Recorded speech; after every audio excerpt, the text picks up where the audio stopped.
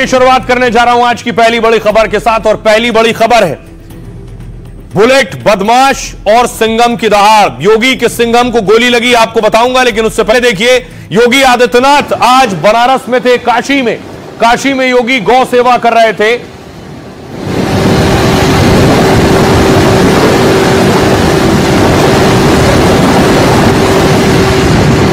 वाराणसी की तस्वीर है, गौ सेवा करते हुए योगी अपने हाथ से खिलाते हुए, और युवाओं को लैपटॉप भी बांटे योगी ने। वहीं दूसरी तरफ महिला अपराध पर जीरो टॉलरेंस की तस्वीर नजर आई। मेरठ से एक तस्वीर ये देख रहे हैं, एक लड़की के साथ छेड़छाड़ हो रही है, सीसीटीवी है उसका।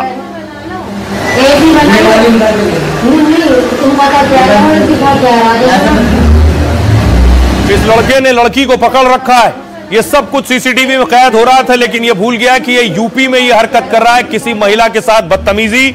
इसका नाम गुंडे आलम है। देखिए गुंडागर्दी कैसे निकल गई। ये गुंडे आलम की तस्वीर देख रहे हैं, लड़की के साथ छेड़छाड़, उसके बाद अब हाथ जोड़कर माफी। मैं माफ कर दो, आपने पता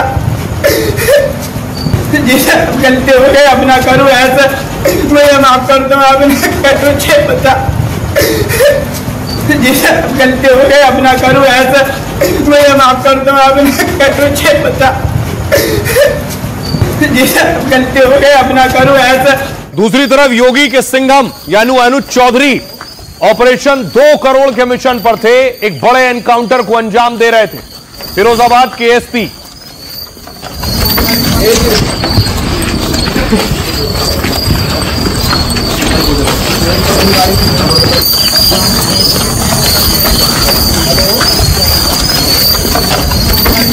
$2 करोड़ रुपए लूटकर फरार हुआ अपराधी, जिसका एनकाउंटर किया अनुज चौधरी ने। यह देख रहे हैं नरेश पंडित की बॉडी है। नरेश पंडित पर 2 करोड़ रुपए लूट कर फरार होने का आरोप था।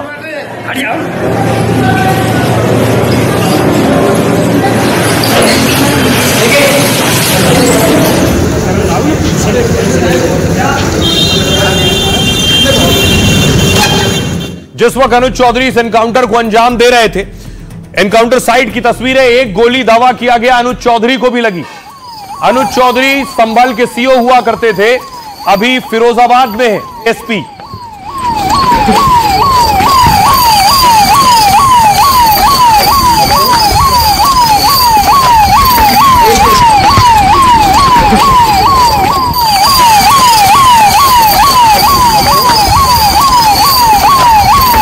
तो एक गोली अनुज को लगी, एसएचओ वहां मौजूद थे, एसएचओ घायल हैं, उन्हें भी गोली लगी है इस एनकाउंटर में। इनामी बदमाश ने फायरिंग की एनकाउंटर के दौरान, और एक गोली एसएचओ को लगी जो घायल है, अस्पताल में इलाज चल रहा है, और एएसपी अनुज चौधरी को भी गोली लगी। उत्तर प्रदेश में ताबड़तोड़ एनकाउंटर हो रहे हैं। 8 साल में 15,000 से ज्यादा एनकाउंटर हुए हैं। योगी की पुलिस अपराधियों पर काल बनकर उतर रही है, और 3 दिन में 4 नामी बदमाशों को ढेर कर दिया है। यूपी में ऐसे ही एक एनकाउंटर में योगी के पहलवान खुद उतर गए। नामी बदमाश को पकड़ने के लिए अनुज चौधरी मोर्चे पर थे। खूंखार अपराधी ने अनुज चौधरी पर अचानक गोली चला दी। गोली अनुज के सीने के पास लगी और वो जमीन पर गिर गए। यूपी समेत पूरे देश में हड़कंप मच गया कि अनुज चौधरी को क्या हुआ, और शातिर अपराधी नरेश पंडित कैसे ढेर हो गया।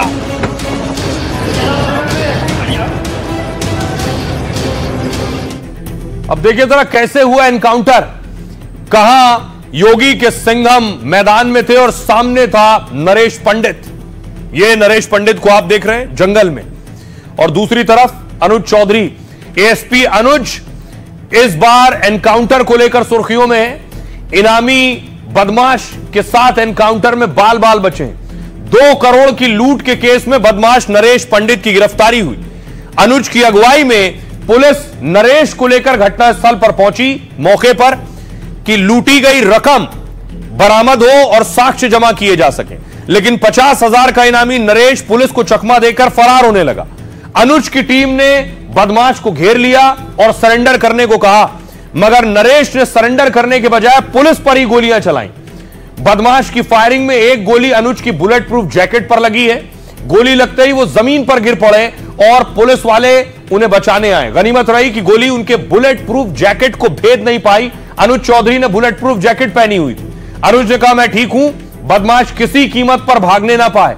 नरेश पर दिल्ली से फरीदाबाद और गाजियाबाद तक 9 केस थे। दिल्ली एनसीआर की पुलिस के लिए काफी वक्त से सिरदर्द बना हुआ था। पुलिस की कार्रवाई में एक गोली नरेश के सीने पर लगी है, लेकिन बदमाश के ढेर होने से ज्यादा चर्चा अनुज चौधरी को लेकर हो रही है। अनुज चौधरी संभल में सीओ थे, कैसे फिरोजाबाद पहुंचे? 21 महीने तक संभल सीओ रहे अनुज चौधरी, जनता में बहुत लोकप्रिय हो गए थे। संभल से जब तबादला हुआ तो विदाई देने हजारों लोग उमड़े थे उन्हें। 2 हफ्ते पहले ही वो एएसपी बनकर फिरोजाबाद पहुंचे, अभी 2 हफ्ते हुए। जो अनुज चौधरी एनकाउंटर और बयानों को लेकर चर्चा में रहे, उनका करियर और रिकॉर्ड बहुत चमकदार रहा है। मुजफ्फरनगर के छोटे से गांव के अनुज ने स्पोर्ट्स से करियर की शुरुआत की। कुश्ती के दांव पेचों से बड़े बड़े खिलाड़ियों को दंगल में पस्त किया है और देश विदेश में मुजफ्फरनगर का नाम रोशन किया। 1997 से 2014 तक, यानी करीब 15 साल तक वो नेशनल चैंपियन रहे। अर्जुन ने एशियाई चैंपियनशिप में अनुज चौधरी ने 2 ब्रॉन्ज मेडल भी जीते। इसके अलावा लक्ष्मण अवार्ड और अर्जुन अवार्ड भी जीते हैं और फिर स्पोर्ट्स कोटे से भर्ती होकर यूपी पुलिस में डिप्टी एसपी बने। संभल से लेकर फिरोजाबाद तक जहां भी तैनात हुए हैं, अपने दबंग अंदाज और बेबाक बयान से खास छवि बनाई और अपराधियों दंगाइयों के लिए खौफ का नाम भी बन गए हैं। आइए अब आपको सुनाता हूं, सुनिए जरा। अनुज चौधरी फिरोजाबाद में तैनात हैं, वहां के एसएसपी क्या कह रहे हैं। करीबन 8 बजे पुलिस को ये दिखाई दिया है। पुलिस को देखते ही इसने पुलिस पे अंधाधुंध फायर खोल दिए, जिसमें कि जवाबी कार्रवाई में इसे एक गोली लगी और ये घायल अवस्था में एम्बुलेंस के द्वारा जिला अस्पताल भेजा गया था, जहां पे इसे मृत घोषित कर दिया गया है।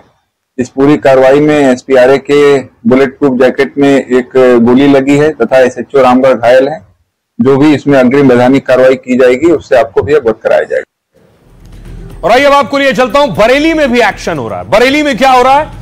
नफीस के घर जो बुलडोजर पैलेस पर चल रहा था पिछले 3 दिनों से, वो पूरा पैलेस बारात घर अब गिराया जा चुका है।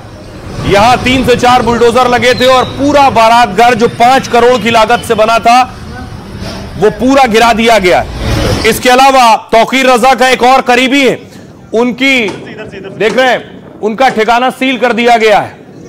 यह वाजिद बेग का मैरिज हॉल है जिसे सील कर रही है टीम।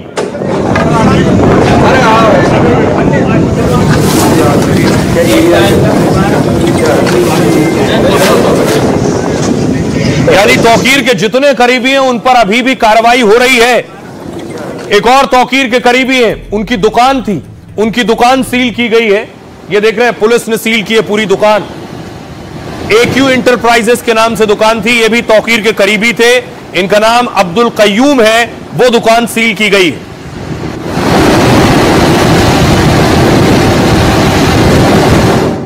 यानी इस बात को लगभग 10 दिन हो गए, लेकिन एक्शन एक एक पर हो रहा है। ये 5 तस्वीरें जारी की गई हैं जिनको पुलिस तलाश रही है, इनके ऊपर इनाम भी रखा गया है। आरोप है ये इस हिंसा में शामिल थे। इसमें बबलू खान, नदीम, अदनान सकलैनी, साजिद सकलैनी और अफजल बेग, इन सबको पुलिस तलाश रही है।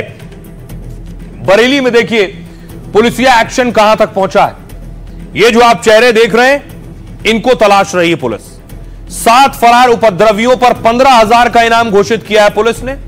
इन पर रेप और गंभीर अपराधों के कई आरोप हैं। ये हिस्ट्री शीटर तौकीर के करीबी होने का दावा करते हैं। बरेली में भीड़ जमा करने और उकसाने का काम इन्होंने किया। आरोपियों पर गैर जमानती वारंट भी जारी हो सकते हैं और उनसे उपद्रव में हुए नुकसान की वसूली भी संभव है।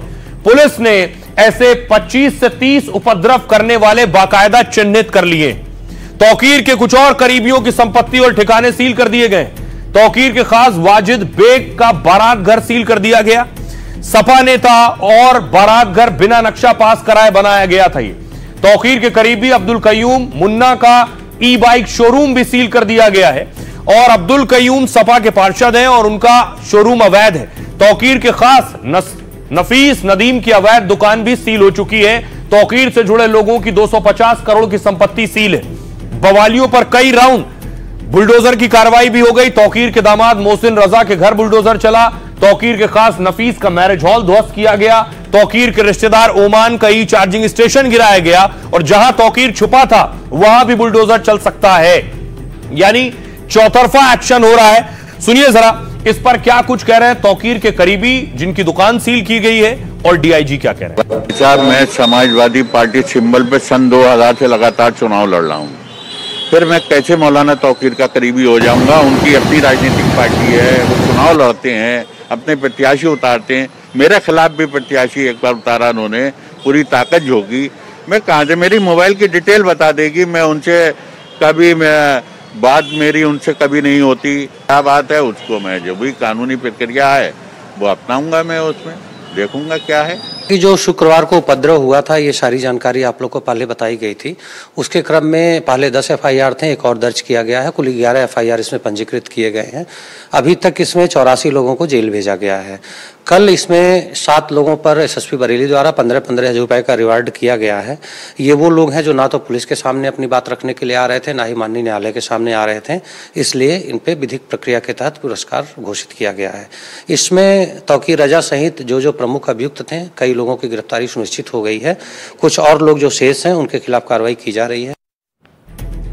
आई लव मोहम्मद के बाद एक्शन हुआ, चाहे वो बरेली हो या यूपी के अलग अलग जिलों हो। बहुत से लोग इस एक्शन को लेकर योगी से गुस्सा हैं। वो योगी के खिलाफ उल्टे सीधे पोस्ट कर रहे हैं। ऐसे ही पोस्ट करने वाले 2 युवकों को पुलिस ने पकड़ा है जिन्होंने योगी के खिलाफ पोस्ट किया था, उनकी तस्वीर के साथ छेड़छाड़ की थी। आरोपियों को देख रहे हैं आप, दोनों ने हाथ जोड़ रखे हैं। इन दोनों को पुलिस ने पकड़ा है, योगी के खिलाफ इन्होंने पोस्ट किया था। अगली तस्वीर मैं आपको दिखाऊं, उसके बाद ये दोनों माफी मांग रहे हैं जब थाने से इन्हें निकालकर बाहर लाया गया।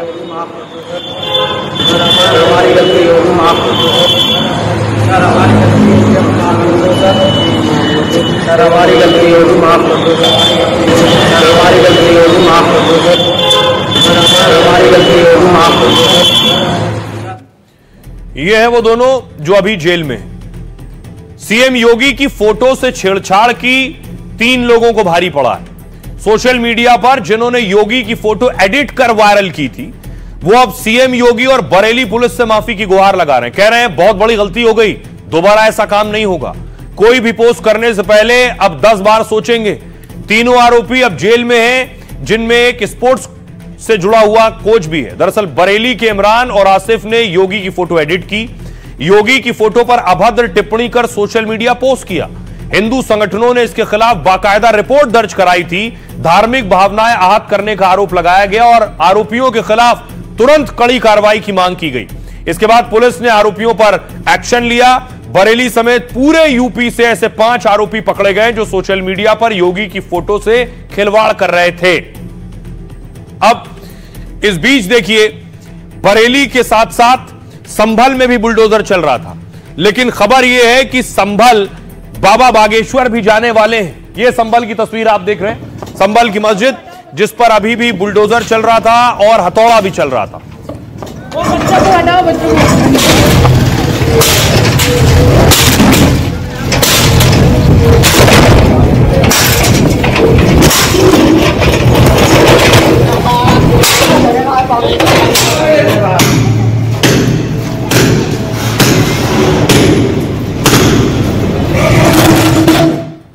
अब बाबा बागेश्वर कह रहे हैं वो संभल जाने वाले हैं, तो देखिए साजिद रशीदी क्या कह रहे हैं उनको। बाबा बागेश्वर कह रहे हैं संभल समेत यूपी में कई जगह पदयात्रा करेंगे और बताएंगे कि हिंदू जनता सतर्क हो जाए।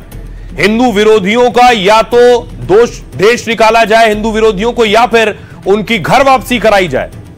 साजिद रशीदी कह रहे हैं बाबा बागेश्वर हमेशा नफरत फैलाने की बात करते हैं, देश निकाला करने की बात करने वाले वो होते कौन है?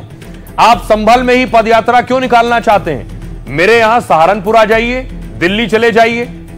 बागेश्वर कह रहे हैं होली और राम जुलूस पर पत्थरबाजी एक ट्रेंड हो गया है, हमें हिंदू धर्म की रक्षा के लिए बड़े कदम उठाने होंगे। घंटी बजाना, पूजा करना, तिलक लगाना ही धर्म नहीं है, बल्कि अधर्म के खिलाफ आवाज उठाना भी धर्म है। इसके लिए माला और भाला दोनों रखना जरूरी है। साजिद रशीदी कह रहे हैं वो हिंदू राष्ट्र की बात करते हैं, माला और भाला की बात करते हैं, कभी कहते हैं कि चाकू तेज रखो। अगर हम कह दें कि तस्बीह और तलवार साथ रखें तो मुझे देशद्रोही कह दिया जाएगा और केस कर देंगे। बाबा बागेश्वर कह रहे हैं अभी हमको पश्चिम बंगाल जाना था तो दीदी ने हमको मना कर दिया, जहां परमिशन थी वहां पानी भर गया, वो और दूसरी जगह परमिशन नहीं मिल रही है। अब दीदी के रहते बंगाल नहीं जाएंगे, दादा जब आएंगे तब हम बंगाल जाएंगे। साजिद रशीदी कह रहे हैं बाबा बागेश्वर जैसे संतों को ऐसे बोलने की मंजूरी क्यों है, जो अपने बयानों से देश में नफरत फैलाने में लगे हैं, ऐसे लोगों पर तुरंत कड़ा एक्शन क्यों नहीं हो रहा है। तो बाबा बागेश्वर बंगाल जाने की बात कर रहे हैं, कह रहे हैं अभी नहीं जाऊंगा, दीदी है, जब दादा आ जाएंगे तब जाऊंगा। देख बंगाल में क्या हुआ, बंगाल में बीजेपी के सांसद पर आज अटैक हो गया। बीजेपी के सांसद मुर्मू को आप देख रहे हैं जिनकी गाड़ी पर अटैक हुआ।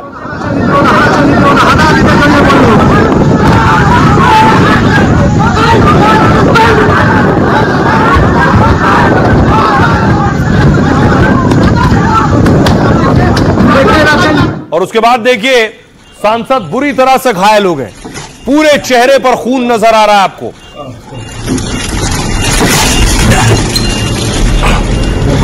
आरोप टीएमसी के कार्यकर्ता पर लगाया है। टीएमसी कार्यकर्ताओं ने हमला किया। बताया जा रहा है कि बीजेपी के सांसद खगेन मुर्मू जहां बाढ़ आई है उन प्रभावित इलाकों का दौरा करने जा रहे थे, जिस बीच टीएमसी ने उन पर हमला किया। रही आपको बताऊं, सुनिए जरा बाबा बागेश्वर क्या कह रहे हैं और साजिद रशीदी क्या कह रहे हैं। हम जाएंगे और उन नक्कटों की भी ठटरी मारेंगे, चिंता मत करो। देश का ऐसा कोई कोना नहीं होगा जहां हम नहीं जाएंगे और हिंदू विरोधी लोगों की ठटरी और गठरी दोनों बांध कर या तो देश निकाला करवाएंगे या उनकी घर वापसी करेंगे। कौन है भाई आप देश निकाला करने वाले? क्या आप सरकार हैं या आप देश के चीफ जस्टिस हैं? आपको किसी ने अथॉरिटी दे दी देश निकाला देने के लिए? इस तरह की बातें करना देश में नफरत फैलाने जैसा है। संभल में ही क्यों यात्रा करेंगे आप?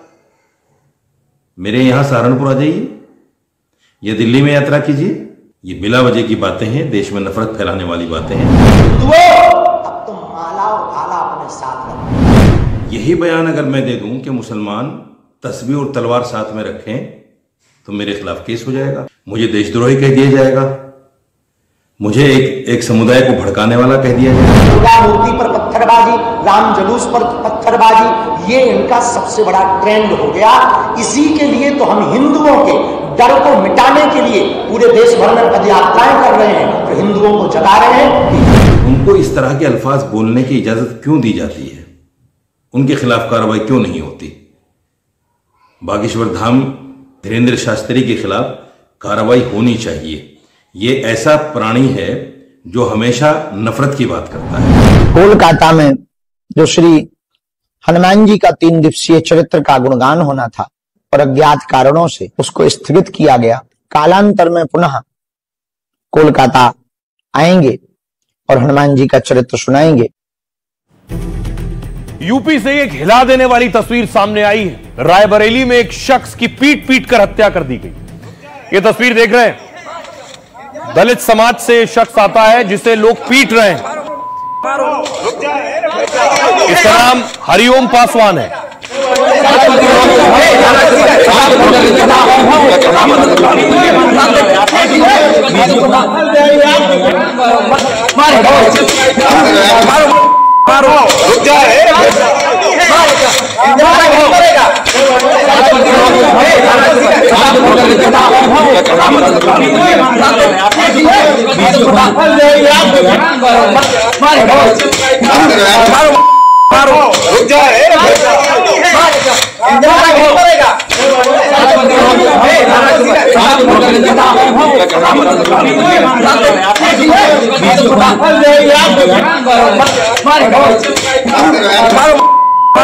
जब इस युवक को पीट रहे थे तो ये युवक जब दम तोड़ रहा था उस वक्त ये राहुल गांधी का नाम ले रहा था, जिस वक्त इसको पीट पीट कर आखिरी वक्त था।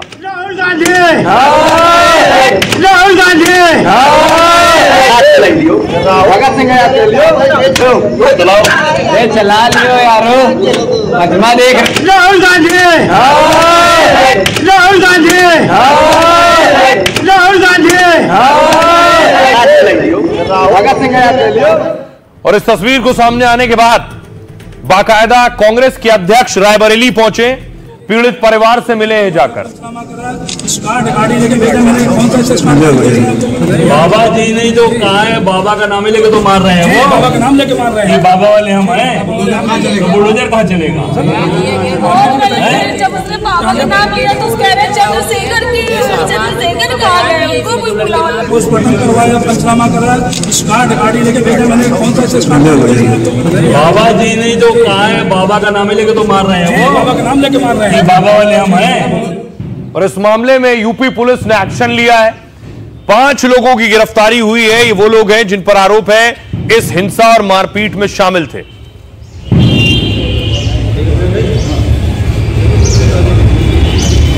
आइए आपको बताऊं कि आखिर ये पूरा बवाल हुआ क्यों। रायबरेली में पीट पीट कर हत्या हुई, युवक की पीट पीट कर मर्डर कर दिया गया। खबर है कि ड्रोन चोरी के शक में युवक की हत्या की गई। कुछ लोग युवक को चोर चोर कहकर लाठी डंडे से पीटने लगे। युवक छोड़ने की गुहार लगाता रहा, लेकिन भीड़ रुकी नहीं। दलित युवक की हत्या के बाद अब सियासत होने लगी। मृतक के परिवार से राहुल गांधी ने फोन पर 3 बार बात की। यूपी कांग्रेस अध्यक्ष अजय राय पीड़ित परिवार से मिलने पहुंचे और कहा हरिओम ने राहुल का नाम लिया है, इसलिए हत्या की गई। आरोपी लगातार मार रहे थे और कह रहे थे हम बाबा वाले। वहीं रायबरेली में दलित की हत्या के मामले में कड़ा एक्शन हुआ है। पुलिस ने इस मामले में अब तक 5 लोगों को गिरफ्तार किया है। लापरवाही के आरोप में पुलिस वालों पर भी गाज गिरी है। ऊंचाहार कोतवाल संजय कुमार का ट्रांसफर कर दिया गया है और रायबरेली के 3 पुलिसकर्मियों को सस्पेंड कर दिया गया है। आइए आपको सुनवाता हूं, सुनिए अजय राय क्या कह रहे हैं और पीड़ित परिवार की पिता क्या कह रहे हैं और बहन क्या कह रही है। सरकार से मुझे बस यही मांगे कि जिन जिन लोगों ने मेरे भाई को मारा है उनको फांसी की सजा होनी चाहिए और उनके घर में बुलडोजर चलना चाहिए। बेटे के साथ मर्डर हुआ, जिस तरह से मैं दुखी हूँ, अब बिलख रहा हूँ, उसी तरह वो बिलखे, उसका परिवार बिलखे और उनकी फांसी की सजा हो और उनके घर में बुलडोजर चले, तब मुझे संतोष है। नहीं तो जिंदगी भर मैं भी उसी तरह तड़प तड़प के मर जाऊंगा। आ रहे थे और लोगों ने उन्हें पकड़ के पीट पीट के मार ही डाला।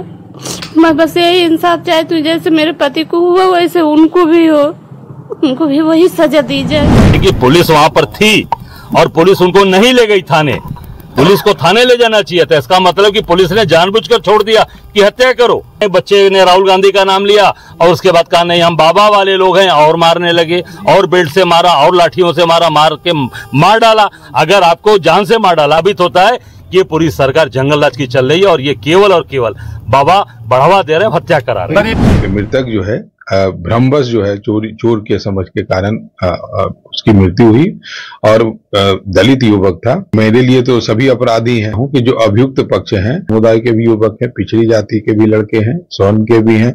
इसमें ऐसा कुछ भी नहीं है कि किसी को जातिगत आधार पर हत्या की गई है और जातिगत आधार पर अभियुक्त। रायबरेली पुलिस बिल्कुल इसको अपराध मानते हुए सख्त से सख्त कार्रवाई कर रही है, किसी भी दोषी को नहीं बख्शेगी। खबरों में आगे बढ़ते हैं। आज एक और हिला देने वाली खबर सामने आई है। देश की सबसे बड़ी अदालत से, सुप्रीम कोर्ट से सबसे बड़े जज साहब पर हमला हो गया। आज CJI chief justice of India Gavai साहब कोर्ट में मौजूद थे, उस वक्त उन पर अटैक हुआ है। अगली तस्वीर देखिए, यह है सुप्रीम कोर्ट। सुप्रीम कोर्ट में ही सीजेआई थे जिस वक्त उन पर हमला हुआ। हमला करने वाला भी कानून का जानकार था, वकील। यह वो वकील जिन्होंने सीजेआई पर अटैक किया है। इनका नाम है राकेश किशोर। ये क्या तरीका है? I don't understand really. I am very much pained about this thing. इतिहास में एक काले दिन के रूप में लिखा जाएगा। देश की सबसे बड़ी अदालत में गर्मागर्म बहस चल रही थी। सबसे बड़े जज साहब के सामने दोनों ओर से दलीलें दी जा रही थी। तभी कुछ ऐसा हुआ जिसने सबको चौंका दिया, क्योंकि मुख्य न्यायाधीश पर किसी ने हमला बोल दिया। क्या कानून की किताब से इंसाफ का पाठ पढ़ाने वाले भी सुरक्षित नहीं? क्योंकि आज वो हुआ जो शायद हिंदुस्तान के इतिहास में कभी हुआ होगा। बाबा साहब आम्बेडकर ने जो अपने को घटना दी है, वो घटना के विहित इस देश में स्वातंत्र, समता, बंधुत्व, लिबर्टी, इसके जो प्रिंसिपल्स है वो आगे बढ़ाने के लिए बाबा साहब का मुझे आशीर्वाद। काले कपड़ों में न्याय की लड़ाई लड़ने वाले ने न्याय व्यवस्था के सर्वोच्च पद पर हमला कर दिया। एक वकील के माथे पर ऐसा खून सवार हुआ कि उसने सुप्रीम कोर्ट में सम्मान और सुरक्षा की सारी सीमाएं लांघ दी। कि जो सनातन का आड़ लेके राजनीति करना चाह रहे हैं, इतना इनके मन में ये भाव घर कर गया है कि हम जैसा चाहें वैसा ही होगा। देश की सबसे बड़ी अदालत में हुए जूता कांड ने न सिर्फ काले कोट पर एक कलंक लगा दिया, बल्कि भारत की न्याय व्यवस्था के सम्मान और गरिमा पर चोट कर सबको हैरान कर दिया। आइए अब आपको पूरी घटना बताता हूं जो हिला देने वाली है कि चीफ जस्टिस ऑफ इंडिया, जो देश के सबसे बड़े जज हैं, उन पर यह अटैक हुआ। क्या हुआ कोर्ट में? यह सब तब हुआ जब सुप्रीम कोर्ट में सीजेआई साहब की बेंच सुनवाई कर रही थी। सुप्रीम कोर्ट के कोर्ट रूम में हुई इस घटना पर बहुत से दावे हैं। खबर है कि चीफ जस्टिस की ओर कोई वस्तु फेंकी गई। दावा किया जा रहा है कि ये वो वकील हैं जिन्होंने जूते से हमला किया, यह भी दावा किया गया, जबकि कोई यह कह रहा है कि वकील ने बस जूता उछाला। गवाहों का कहना यह भी है कि पेपर का रोल उछालता दिख रहा है। कोर्ट रूम में मौजूद लोगों ने कहा वकील मंच के पास पहुंचा, उसने जूता निकाला और न्यायाधीश की ओर फेंकना चाहा। सुरक्षा कर्मियों ने देखा तो तुरंत इसे रोककर पकड़ लिया।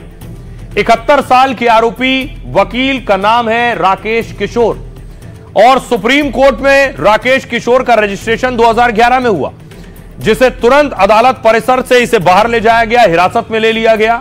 जब वकील को ले जाया जा रहा था तो वो चिल्ला रहा था। वकील ने सनातन का अपमान नहीं सहेगा हिंदुस्तान बोला। इस घटना से सब सन्न थे। कुछ देर कोर्ट की कार्रवाई भी रोकी गई। हालांकि घटना के बाद सीजेआई गवाई साहब ने अपना संयम बनाए रखा। उन्होंने अदालत में वकीलों से अपनी दलीलें जारी रखने को कहा। सीजेआई गवाई साहब बोले कि इन बातों से मुझे कोई फर्क नहीं पड़ता, इस तरह की बातों से हम विचलित नहीं, आप भी मत होइए। सीजेआई ने आरोपी को छोड़ने और जूता वापस करने को कह दिया, जिसके बाद जांच और पूछताछ के बाद इस वकील को छोड़ दिया गया है। आइए आपको सुनवाता हूं देश के जो बड़े वकील हैं इस घटना के बाद वो क्या कह रहे हैं, सुनिए। दिखता है कि ये कास्टिस्ट रिमार्क है चीफ जस्टिस के खिलाफ, लेकिन पूरे इंस्टीट्यूशन के खिलाफ। और मैं चाहूंगी कि इंस्टीट्यूशन के तरफ से स्पष्टीकरण हो जाए और एक स्टेटमेंट दिया जाए कि इस तरह के अटैक्स सुप्रीम कोर्ट टॉलरेट नहीं करेंगे। बहुत ही दुखद घटना इसलिए हम कह सकते हैं कि जो पता चला कि लॉर्ड विष्णु के मैटर्स में उसमें जो कमेंट आया था ऑनरेबल सीजेआई का, उसी पे ही उन्होंने ऐसा प्रयास किया है। अगर ये घटना सच है तो एक्शन होना चाहिए। अब देखिए ये हरकत हुई क्यों, ये बवाल क्यों हुआ, इसके पीछे वजह है। ये तस्वीर आप देख रहे हैं, ये भगवान विष्णु जी की प्रतिमा है और खंडित है, ये खजुराहो में है। इसी प्रतिमा से जुड़ा हुआ मामला देश की अदालत में पहुंचा। कोर्ट में सीजेआई की कोर्ट थी और सीजेआई की कोर्ट में विष्णु जी की खंडित मूर्ति पर सुनवाई हो रही थी। तो क्या हुआ देखिए, यह है वो मूर्ति जिसे आप देख रहे हैं, इसी पर सुनवाई हो रही थी। सीजेआई पर हमले के पीछे उनके एक बयान को वजह बताया जा रहा है। भगवान विष्णु मामले में उनकी टिप्पणी से वकील नाराज था। यह मामला मध्य प्रदेश के खजुराहो में एक मंदिर से जुड़ा हुआ है, जहां भगवान विष्णु की 7 फीट ऊंची एक सिर कटी मूर्ति है, खंडित है। इसकी पुनर्स्थापना को लेकर सुप्रीम कोर्ट में याचिका लगाई गई। मूर्ति को मुगल आक्रमण के दौरान खंडित होने का दावा किया गया, लेकिन सीजेआई ने 16 सितंबर को मूर्ति बहाली की याचिका खारिज कर दी। इसी दौरान सीजेआई ने कहा जाओ और भगवान से खुद करने को कहो, तुम भगवान विष्णु के कट्टर भक्त हो तो जाओ उनसे प्रार्थना करो, प्रतिमा वैसी ही रहेगी। संरक्षित स्थल पर एएसआई की अनुमति चाहिए। सीजेआई ने कहा इसे अगर पूरा करना है, बनाना है तो आर्कियोलॉजिकल सर्वे ऑफ इंडिया यानी एएसआई से अनुमति लो। भगवान से कहो वाले बयान पर सोशल मीडिया पर विरोध होने लगा सीजेआई का। फिर सीजेआई ने सफाई देकर कहा मैं सभी धर्मों का सम्मान करता हूं, मेरी टिप्पणी को सोशल मीडिया पर गलत तरीके से पेश किया गया, लेकिन इसे सनातन का अपमान बताकर कई लोग गुस्सा हुए। दावा है कि आरोपी वकील राकेश ने भी इसलिए हमला किया है। अब इसके बाद सियासत भी खूब शुरू हो गई। हमला एक वकील ने किया, लेकिन देखिए सियासतदान किस पर हमला करने लगे। सबसे पहले इमरान मसूद ने कहा यह जाति धर्म के नाम पर फैलाई नफरत का नतीजा है, इतिहास में इसे काले दिन के रूप में लिखा जाएगा। वो बर्दाश्त नहीं कर सकते कि दलित का बेटा सीजेआई बन गया है। टीएस सिंहदेव कांग्रेस नेता ने कहा बीजेपी और उसके समर्थक सनातन पर सियासत कर रहे हैं, उनके मुताबिक फैसले नहीं हो तो ये हावी होना चाहते हैं। सुप्रिया सुले, सांसद शरद गुट, इन्होंने कहा कि कोर्ट में सीजेआई पर हमले की कोशिश चिंताजनक है। यह न्यायपालिका पर दबाव बनाने की कोशिश है। सम्मान बनाए रखने के लिए सख्त एक्शन की जरूरत है। वकीलों के संगठन ने कहा, हम गहरा दुख और अस्वीकृति जताते हैं। यह जज और वकील के संबंधों पर प्रहार करने वाला है। सुप्रीम कोर्ट स्वतः संज्ञान लेकर उचित कार्रवाई कर सकता है। रोहित पांडे पूर्व सचिव हैं सुप्रीम कोर्ट बार एसोसिएशन के। उन्होंने कहा, पूछताछ में पता यह चला कि वो वकील 2011 बार का सदस्य है। उसने भगवान पर सीजेआई के बयान के बाद यह हरकत की है। आइए आपको सुनवाता हूं, अब सुनिए जरा सियासतदान क्या कह रहे हैं। सुप्रीम कोर्ट के चीफ जस्टिस के ऊपर जूता फेंकना कोई छोटी घटना नहीं है, और मुझे तो लगता है कि ये बर्दाश्त नहीं हो पा रहा है कि एक दलित का बेटा भी सीजेआई बन सकता है। तो जो हम बार बार बोल रहे हैं कि देश के अंदर जाति और धर्म के नाम पर नफरत भर दी गई, ये उसी की परिणाम कि जो सनातन का आड़ लेके राजनीति करना चाह रहे हैं, इतना इनके मन में ये भाव घर कर गया है कि हम जैसा चाहें वैसा ही होगा। तो कहीं कोई फैसला या कहीं कोई बात अगर उनकी सोच और उनके निर्णय के विपरीत बात सामने आती है तो उसको लेके चल ही नहीं सक रहे। जब उनके खिलाफ कोई फैसला आए तो चुनाव आयोग से लेकर के ईवीएम मशीन तक अब न्यायपालिका के जो सर्वोच्च न्यायाधीश हैं उन पर भी आरोप प्रत्यारोप कर रहे हैं। यानी मूर्खता किसमें हो सकती है हम मान सकते हैं, पर मूर्खता की सीमाएं भी कुछ होनी चाहिए। जो सबसे वरिष्ठ जज हैं, the chief justice of India के ऊपर एक सिरफिरा वकील आएगा, नारा लगाएगा और जूता फेंकने की कोशिश करेगा। ये बहुत दिक्कत तलब बात है। ये शायद उनका बड़प्पन है कि उन्होंने कहा कार्रवाई चलती रहे, लेकिन ये हम सबके लिए चिंता का बहुत बड़ा विषय है। ये क्या तरीका है? I don't understand really. I am very much pained about this things. और आइए खबरों में आगे बढ़ते हैं। आज की एक और बहुत बड़ी खबर है जिसका बेसब्री से लोगों को इंतजार था। चुनावी बिगुल किसकी बत्ती गुल, ये आपको बताएंगे किसकी बत्ती गुल। लेकिन आज चुनाव आयोग की प्रेस कॉन्फ्रेंस थी और बिहार चुनाव की तारीखों का ऐलान चुनाव आयोग ने किया। बिहार के चुनाव 2 फेजेस में होंगे और दूसरा 11 नवंबर ट्यूसडे। काउंटिंग 14 नवंबर को होगी और पूरी चुनावी प्रक्रिया 16 नवंबर तक समाप्त कर ली जाएगी। बिहार के चुनाव 2 फेजेस में, बिहार के चुनाव 2 फेज में, पहला फेज 6 तारीख 6 नवंबर और दूसरा 11 नवंबर 14 तारीख को नतीजे आएंगे। लेकिन इस बीच बिहार चुनाव से पहले, तारीखों के ऐलान से पहले एक और बवाल शुरू हो गया। पवन सिंह को आप देख रहे हैं, भोजपुरी स्टार, पिछले दिनों मिले उपेंद्र कुशवाहा साहब से, उनके चरण स्पर्श किए और जो गिले शिकवे थे वो दूर किए। माना जा रहा था कि बिहार चुनाव की सियासत में पवन सिंह कोई बड़ा रोल निभाने वाले हैं, कोई बड़ा करिश्मा भी करेंगे चुनाव में। लेकिन उससे पहले एक फैमिली ड्रामा उनका सामने आया। अगली तस्वीर देखिए, ये पवन सिंह और उनकी पत्नी है, दोनों के बीच मामला कोर्ट में चल रहा है। लेकिन पवन सिंह की पत्नी अचानक घर पहुंच गई, बिहार से लखनऊ के घर। ये तस्वीर देख रहे हैं आप, पत्नी घर पर थी और पवन सिंह नहीं थे। देख लीजिए, बहुत सारी चीजें हम आज भी छुपा के रखे, हम नहीं लाते वीडियो में क्योंकि मेरा पति है वो। लेकिन नहीं, आज नहीं, वो पति आज हमको थाने में भेज रहे हैं, पुलिस भेज रहे हैं उनके घर में आने के लिए। एक बार नहीं, 10-10 बार भेजे। देख लीजिए आप लोग अपने पवन भैया का असली चेहरा देख लीजिए। बहुत सारी चीजें हम आज भी छुपा के रखे, हम नहीं लाते वीडियो में क्योंकि मेरा पति है वो। लेकिन नहीं, आज नहीं, वो पति आज हमको थाने में भेज रहे हैं, पुलिस भेज रहे हैं उनके घर में आने के लिए। एक बार नहीं, 10-10 बार भेजे। देख लीजिए आप लोग अपने पवन भैया का असली चेहरा। और उसके बाद पवन सिंह की पत्नी ने किसी को फोन लगाया। ये वो तस्वीर है, फोन लगाकर वो रोती रही, रो रो कर बात करती रही। ये आदमी हमको बर्बाद कर दिया भैया, बाप रे बाप। नहीं भैया, आप यहाँ से एक ही शब्द में निकलेंगे, हमारा नाम जाएगा यहाँ से। आदमी हमको बर्बाद कर दिया भैया, बर्बाद कर दिया भैया, बर्बाद कर दिया। ये आदमी हमको बर्बाद कर दिया भैया, बाप रे बाप। नहीं भैया, आप यहाँ से एक ही शब्द में निकलेंगे, हमारा नाम जाएगा यहाँ से। आदमी हमको बर्बाद कर दिया भैया, बर्बाद कर दिया। और उसके बाद देखिए, पवन सिंह की पत्नी ने वीडियो बनाया पवन सिंह के फैंस के लिए, समर्थकों के लिए, और बताया कि देखिए पवन सिंह को।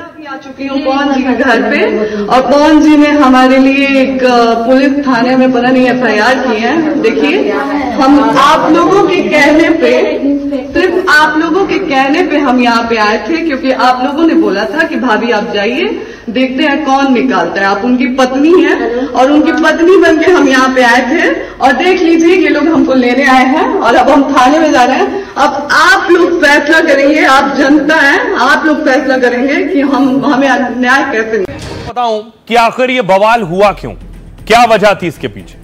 पवन सिंह की पत्नी ज्योति सिंह के साथ रिश्ते अच्छे नहीं हैं। दोनों ने कोर्ट में तलाक की अर्जी दाखिल की थी, लेकिन 2024 के चुनाव में ज्योति सिंह ने पवन सिंह के लिए प्रचार भी किया। रविवार को ज्योति सिंह लखनऊ में उनके पवन सिंह के घर पहुंची। जबरदस्त ड्रामा हुआ। उन्होंने समर्थकों से यहां तक कहा कि देख लीजिए अपने पवन भैया का असली चेहरा। लखनऊ के अंसल गोल्फ सिटी में भोजपुरी स्टार पवन सिंह का घर है। करीब 1.5 घंटे दोनों के बीच बातचीत हुई, फिर पवन सिंह वहां से चले गए। ज्योति पूरी रात घर पर ही रुकी रही, लेकिन पवन सिंह दूसरे फ्लैट में रुके। जो वीडियो सोशल मीडिया पर वायरल हो रहा है उसमें ज्योति सिंह पवन सिंह के घर में है और वहां पुलिस की टीम मौजूद है। ज्योति सिंह वीडियो में रोती हुई दिखाई दे रही हैं। वो रो रो कर किसी से बात कर रही हैं और आरोप लगा रही हैं कि पवन सिंह ने उनकी जिंदगी बर्बाद कर दी। ज्योति सिंह ने 3 अक्टूबर को सोशल मीडिया पर लखनऊ जाने का ऐलान किया था। पवन सिंह के घर में पहुंची पुलिस टीम ज्योति को अपने साथ चलने के लिए कहती रही, लेकिन वो मना कर देती रही। काफी देर तक ड्रामा चलता रहा। बाद में उन्होंने वीडियो पर संदेश जारी किया और पूरी कहानी सुनाई। ज्योति सिंह पवन सिंह की दूसरी पत्नी है। 2018 में शादी हुई। कुछ ही महीने बाद रिश्ते में खटास आई। ज्योति सिंह ने कई आरोप लगाए, तलाक की अर्जी दी। काउंसलिंग के बाद एक साथ रहने के लिए तैयार हुए। 2024 लोकसभा चुनाव में ज्योति ने पवन सिंह के लिए चुनाव प्रचार भी किया। अब आइए आपको बताऊं, ये एक पहला वाकया और घटना नहीं। एक और तस्वीर मैं आपको दिखाऊं। ये पवन सिंह की तस्वीर आप अक्षरा के साथ देख रहे हैं। उनकी पत्नी ज्योति को आपने सुना अभी। अक्षरा के साथ उनकी तस्वीरें आई, नजदीकी की भी अफवाहें थी। सुनिए जरा इसके बाद अक्षरा सिंह ने क्या आरोप लगाए थे। बुज़दिल लोग कर सकते हैं, जो एक दूसरे को दबाना चाहते हैं ना, वो लोग कर सकते हैं, पर आपकी नीयत पे जो है वो सामने आएगा ही। आपकी जो नीयत है वो आपके सामने आएगा। मेरी जो नीयत है वो मेरे साथ ही रहेगी, क्योंकि मैंने आज तक किसी का बुरा नहीं किया। मेरा हर किसी ने नाम बदनाम किया, लेकिन मैंने कभी किसी का बुरा नहीं किया। तो ज्योति पत्नी हो गई, अक्षरा हो गई। और एक और तस्वीर पिछले दिनों सामने आई पवन सिंह की, जब एक हरियाणवी सिंगर को छूने की कोशिश उन्होंने की, उसके बाद बवाल हुआ। कुछ लगा है, अरे हाँ बेटा,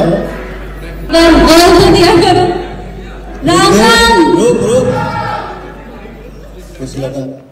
तो अब सवाल यह है कि पवन सिंह सुर्खियों में है इस वजह से भी, और पवन सिंह ठीक सियासत में आने से पहले ये तस्वीरें आना और साथ ही साथ पत्नी का आरोप लगाना उन्हें बवाल में घेर रहा है। 1997 में पहला एल्बम रिलीज हुआ पवन सिंह का। 2004 में पहली बार भोजपुरी फिल्म में काम मिला। 2008 में लगावे लू लिपस्टिक गाने से मशहूर हुए और 2020 में बॉलीवुड फिल्मों में भी पहली बार गाना गाया। 2024 के लोकसभा चुनाव से पहले बीजेपी में शामिल हुए। बीजेपी ने पश्चिम बंगाल के आसनसोल से टिकट दिया। आसनसोल से चुनाव लड़ने से मना किया, बीजेपी ने निकाला। बिहार के काराकोट से निर्दलीय उम्मीदवार के तौर पर लड़े। आपको याद होगा काराकोट में दूसरे नंबर पर रहे और उपेंद्र कुशवाहा इनकी वजह से चुनाव हार गए। 2014 में सीमा सिंह से इन्होंने पहली शादी की। शादी के अगले साल सीमा सिंह ने खुदकुशी कर ली। निजी जीवन हमेशा इनका विवादों में रहा। भोजपुरी हीरोइन अक्षरा सिंह के साथ भी अफेयर की खबरें आई। 2018 में पवन सिंह ने ज्योति सिंह से दूसरी शादी की। अक्षरा सिंह ने भी अभी तक शादी नहीं की। अब देखिए, पिछले लोकसभा चुनाव में काराकाट सीट से निर्दलीय लड़े। 2,74,000 से ज्यादा वोट पाकर एनडीए को नुकसान पहुंचाया। शाहबाद में एनडीए को बड़ा झटका लगा और चारों सीटें हार गई। सासाराम, बक्सर और भभुआ में एनडीए का खाता नहीं खुला। भोजपुर की 7 में से 5 सीटों पर बीजेपी जेडीयू को हार मिली। चारों जिलों में राजपूत और कुशवाहा वोटरों की अच्छी खासी संख्या है। शाहबाद में एनडीए की चुनौती बड़ी है। आरके सिंह भी नाराज बताए जा रहे हैं। पवन सिंह की लोकप्रियता शाहबाद का समीकरण बदल सकती है, 4 दिन पहले उपेंद्र कुशवाहा और बीजेपी नेताओं से मुलाकात की। पवन सिंह के समर्थन से शाहबाद इलाके में एनडीए को मजबूती मिलेगी, और उससे पहले यह हंगामा हो गया। लेकिन इस हंगामे के बीच आपको बताऊं, चुनावी बिगुल बज चुका है कि चुनाव नजदीक है, तारीखों का ऐलान हो चुका है। सारी पार्टियां जोर आजमाइश कर रही हैं। राहुल गांधी यात्राएं कर चुके हैं, पीएम मोदी रैलियां कर चुके हैं, रोड शो कर चुके हैं, और आज चुनाव आयोग ने तारीखों का ऐलान किया। अगली तस्वीर में आपको दिखाऊं, चुनाव आयोग ने तारीखों की घोषणा की, जो मैंने आपको बताया कि 6 तारीख को पहले चरण का चुनाव होगा, 6 नवंबर को, दूसरा चरण 11 नवंबर को, और उसके बाद 14 को नतीजे आएंगे। आइए आपको बताऊं कि आखिर आपकी सीट पर कब चुनाव हो सकता है। सबसे पहले देखिए, पहला चरण 6 नवंबर को, और 6 नवंबर को जो पहला चरण है उसमें 121 सीटों पर चुनाव होंगे। 14 नवंबर को नतीजे आएंगे।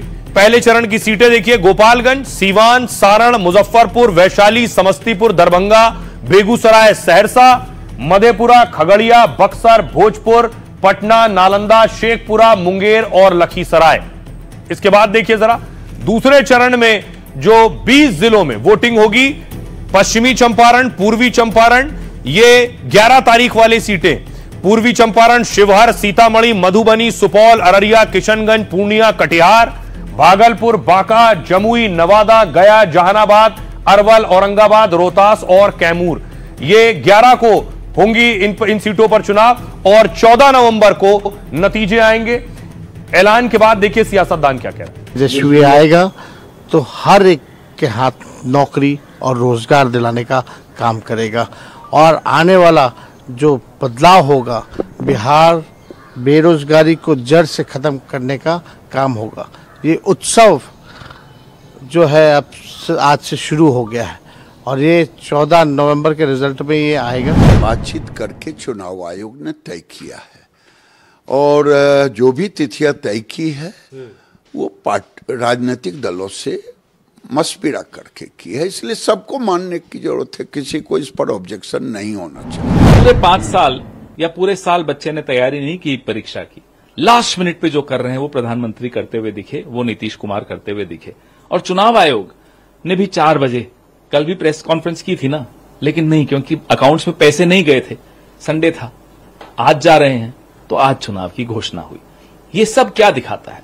चुनाव आयोग की विश्वसनीयता पर रोज नए नए प्रश्न चिन्ह लग रहे हैं। इसलिए सबको अनुकूल लग रहा है। सभी पार्टी से चुनाव आयोग ने बात किया, और वो भी व्यवहारिक रूप से जो डेट रखे हैं निश्चित तौर पर सभी के स्वागत योग्य है। इस बार बिहार नरेंद्र मोदी जी के गारंटी पर और नीतीश कुमार जी के विकास पर अपना मतदान करेगी, और 14 नवंबर को परिणाम ही घोषित नहीं होंगे, बल्कि बिहार की जनता फिर से एनडीए का भारी बहुमत से सरकार बनाने का ऐतिहासिक फैसला करेगी। माननीय चुनाव आयुक्तों द्वारा, जिसमें मुख्य चुनाव आयुक्त भी थे, और उनके द्वारा आधिकारिक घोषणा के बाद मैं समझता हूं बिहार चुनाव का आज आगाज हो गया। हमें ये ध्यान रखना चाहिए कि हमें इलेक्शन कमीशन के रूप में पुराना रेफरी चाहिए, जो रेफरी की भूमिका में हो, पार्टी न बने, ये महत्वपूर्ण है। तारीखों का ऐलान हो गया है, लेकिन पिछले दिनों कुछ ओपिनियन पोल्स आए अलग अलग एजेंसीज के। इस तरह का पहला ओपिनियन पोल जो एनडीए को 130 से 158 सीटें दे रहा है, और बहुमत के लिए 122 चाहिए, 243 सीटें बहुमत सरकार बनाने के लिए 122 चाहिए। एनडीए को 130 से 158 दे रहा है, महागठबंधन को 80 से 103 दे रहा है। एक और ओपिनियन पोल, दूसरा ओपिनियन पोल जो एनडीए को 105 से 114 दे रहा है, महागठबंधन को 118 से 126 दे रहा है। तीसरा ओपिनियन पोल एनडीए को 140 से 158 दे रहा है, और महागठबंधन को 76 से 100 दे रहा है। अब देखिए जरा विधानसभा नतीजे हम आपके सामने रख रहे हैं। यह सबसे पहले 2015 का विधानसभा का नतीजा है, जब नीतीश और आरजेडी साथ मिलकर लड़े थे 2015 में। 15 में देखिए एनडीए 58 सीटों पर था, क्योंकि नीतीश साथ नहीं थे। 20 में 125 सीट पहुंचे। अब देखिए महागठबंधन 2015 में 178 जीता जब नीतीश मिलकर लड़े थे, और 2020 में 110 पर पहुंच गया। वोट परसेंटेज में आपको बताऊं, कि एनडीए को 2015 में 34% वोट मिले थे, 2020 में 37%। महागठबंधन को 2015 में 41% से ज्यादा, लगभग 42% वोट मिले थे जब नीतीश साथ थे। 2020 में 37% वोट मिले। इसके बाद देखिए 2015 के अलग अलग पार्टी वाइज नतीजे। 53 सीटें बीजेपी को मिली थी 15 में, 71 सीटें जेडीयू को मिली थी, 80 आरजेडी को मिली थी और कांग्रेस को 27 जब मिलकर लड़े थे नीतीश और आरजेडी। 2020 में 74 बीजेपी को, जेडीयू को 43 सीटें, 75 आरजेडी को और 19 कांग्रेस को मिली थी। वोट परसेंटेज 15 में देखिए जब नीतीश और आरजेडी साथ साथ लड़े तब 16.8% नीतीश को और 18.4 आरजेडी को, कांग्रेस को 6.7 और बीजेपी को 24.4। 2020 का वोट परसेंटेज बीजेपी को 19.5% वोट मिले, जेडीयू को 15.4, आरजेडी को 23.1% और कांग्रेस को 9.5। आरजेडी को लग रहा है 20 में 23% वोट मिले। इस बार कुछ और बदलेगा, कुछ नया होगा, लेकिन तेजस्वी बेशक ये सोच रहे हो कि इस बार वो और आगे बढ़ेंगे 23% से आगे, लेकिन बीजेपी अलग सोचती है। दूसरी तरफ ओवैसी भी सवाल उठा रहे हैं कि तेजस्वी बहुत बड़ी गलती कर रहे हैं उन्हें साथ ना लाकर। सुनिए। हो गया, सत्ता बदलने जा रही है, बिहार बदलेगा। दलित समाज, आदिवासी समाजों ने ठान लिया है मौजूदा सरकार को उखाड़ फेंकना। सुन लो तेजस्वी, सुन लो राजद के नेता, हम तुमको बता रहे हैं तुम्हारी नादानी तुमको नुकसान पहुंचाएगी। तुम्हारा गुरूर और तुम्हारा तकब्बुर तुमको कमजोर करके रख देगा इंशाअल्लाह। तुम ये समझ रहे हो कि तुम सब कुछ कर जाओगे, तुम नहीं कर सकते। तुमको अगर बिहार में बीजेपी को रोकना है और बिहार में दोबारा मोदी और नीतीश कुमार की सरकार को अगर रोकना है तो तुमको ओवैसी अख्तरुल ईमान का हाथ पकड़ना पड़ेगा। तो रही, अब आपको बताऊं बीजेपी ने पूरी तैयारी झोंक दी है। बाकायदा आज एक वैन शुरू की है बीजेपी ने जो शहर शहर जाएगी। घोषणा पत्र के लिए बीजेपी की तैयारी है, घोषणा पत्र बनाने की तरफ बढ़ रही बीजेपी।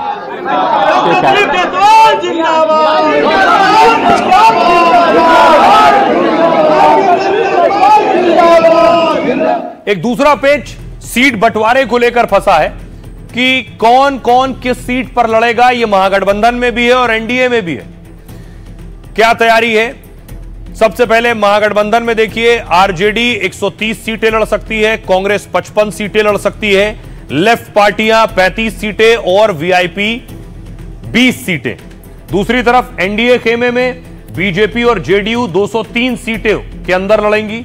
एलजेपी, हम और आरएलएसपी को 40 सीटें मिलने की संभावना है। आइए आपको सुनवाओ, सुनिए जरा सियासतदान क्या कह रहे हैं। सब बराबर है, ये पांचों हम लोग है ना, पांचों पार्टी बराबर है, इसमें कोई बड़ा छोटा नहीं। छठे सातवीं की भी गुंजाइश है? नहीं, जो अब है वही फाइनल है। जो हमारा सीट शेयरिंग का मामला है वो पूरा हो जाएगा और फिर बचे हुए सिटिंग सीट के बाद जो बचे हुए सीट हैं,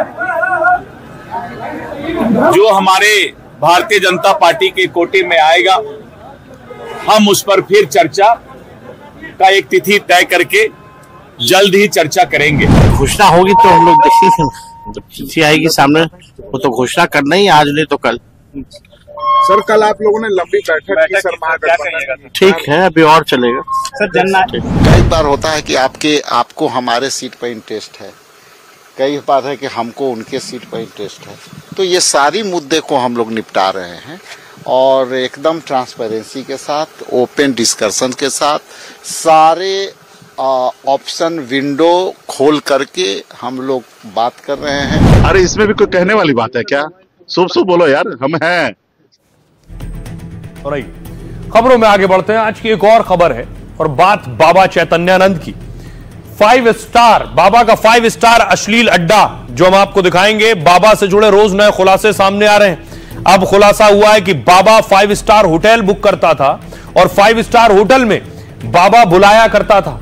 आइए आपको बताऊं कि आखिर बाबा क्या कर रहा था।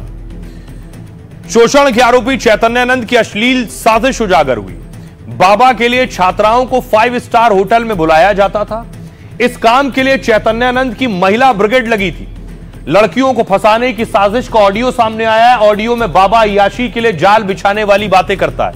महिला ब्रिगेड की कमांडर श्वेता पीड़ित लड़कियों को धमकाती है।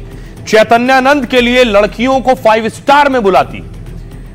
कहा कि बाबा ने तुम्हारे लिए शानदार रूम बुक किया है, लड़कियों को 5 स्टार होटल में बाबा के साथ डिनर करना होगा और इसके बाद 5 स्टार होटल में ही रात गुजारनी होगी। इसके लिए बाकायदा लड़कियों से कपड़े लेकर आने को कहा, लेकिन लड़की फोन पर विरोध करते हुए आने से मना कर देती है। तब भी बाबा की शागिर्द महिला धमकाती रहती है। वो पैसे, परीक्षा के नंबर और डांटने का हवाला देती रहती है। बाबा चैतन्यानंद के ऐसे कई अश्लील किस्से सामने आ चुके हैं। चैतन्यानंद के कमरे से पुलिस को सेक्स टॉय, पॉर्न सीडीज मिली। लड़कियों के शोषण और फर्जीवाड़े के चक्कर में तिहाड़ जेल में है बाबा। बाबा के जो खुलासे हो रहे हैं, जो ऑडियो सामने आ रहे हैं बातचीत के, वो जरा सुनिए। बाबा क्या एक्सक्यूज है ये तुम लोगों का ना, फालतू का, ये फालतू का एक्सक्यूज है। तुम जस्ट मीटिंग अवॉइड करना चाह रहे हो। तो डिडक्शन मार्क्स डिडक्ट हुए, इतनी 3-4 बार डांट पड़ेगी, स्वामी जी डांटेंगे, या वो उनसे सिर्फ मीटिंग अवॉइड करने के लिए तुम लोगों ने ये सब बहाना एक्सक्यूज दे रहे हो। तो अभी ना अपना एकोमोडेशन अरेंज कर लो आप लोग। वहाँ का एकोमोडेशन हम लोग खत्म कर रहे हैं। Okay okay. हेलो, मैं कह रही थी कि मेरे को एक तो अत्री सर का नंबर मैसेज कर दो, और दूसरा कल यहाँ से आने के बाद कल 23 तारीख को जब तुम अपने ऑफिस से निकलोगी दोनों, एक होटल का वो दूंगी, नाम दूंगी। तुम्हें वहाँ सीधा उस होटल में जाना है। वहाँ पे स्वामी जी आए हुए हैं, वहाँ से उनसे मिलोगे, उनके साथ डिनर करोगे। रूम बुक किया हुआ है, कल वहीं रुकोगे रात को। उन्होंने तुम दोनों के लिए एक रूम बुक कर दिया है, कल वहीं रुकोगे और परसों 24 तारीख को वहीं से ऑफिस जाओगे। ठीक है? तो मुझे अपने कपड़े लेके जाना कल जब ऑफिस के लिए निकलो। तो मुझे अत्री सर का नंबर मैसेज कर दो। तो बाबा के काले कारनामे एक एक कर सामने आ रहे हैं। आज की एक और दिल दहला देने वाली खबर है, अस्पताल में मौत का तांडव। तस्वीर राजस्थान की है। राजस्थान का बहुत बड़ा अस्पताल है, SMS अस्पताल। उसमें आईसीयू वार्ड में आग लग गई है। आग की लपटें आपको दिखाई दे रही हैं। बीती रात ये आग लगी है।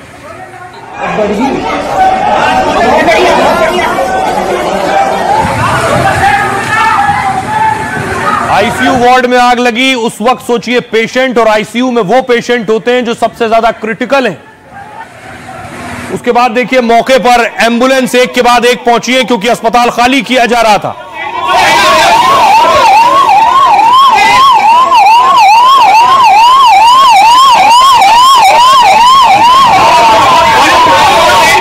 अस्पताल में भगदड़ मच गई। आग लगने के बाद जो पेशेंट थे उन्हें बाहर निकाला जाने लगा। जो जिस बेड पर था उसे बेड समेत बाहर लेकर आए।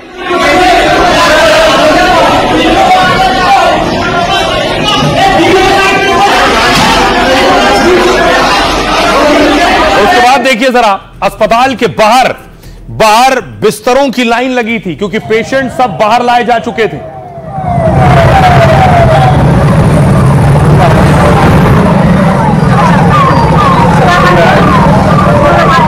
और इसमें लगभग 6 लोगों की जान गई है। ये वो तस्वीरें हैं जो आईसीयू में मौजूद थे, जलकर दम घुटने से जिनकी मौत हुई है। भरतपुर की रुक्मणी, भरतपुर की कुष्मा, जयपुर के बहादुर, भरतपुर के श्रीनाथ और सीकर के पिंटू और सीकर के दिलीप। उसके बाद आपको बताऊं, पीड़ितों का रो रो कर बुरा हाल है। उनको यकीन नहीं हो रहा है, जिन्हें आईसीयू में अपने परिवार वालों को छोड़कर गए थे वो नहीं मिल रहे। शीशा लगा दिया, नगला 4 साल आईसीयू में आग लग गई, शीशा लगा दिया आईसीयू। मेरी मम्मी का भी कोई पता नहीं है,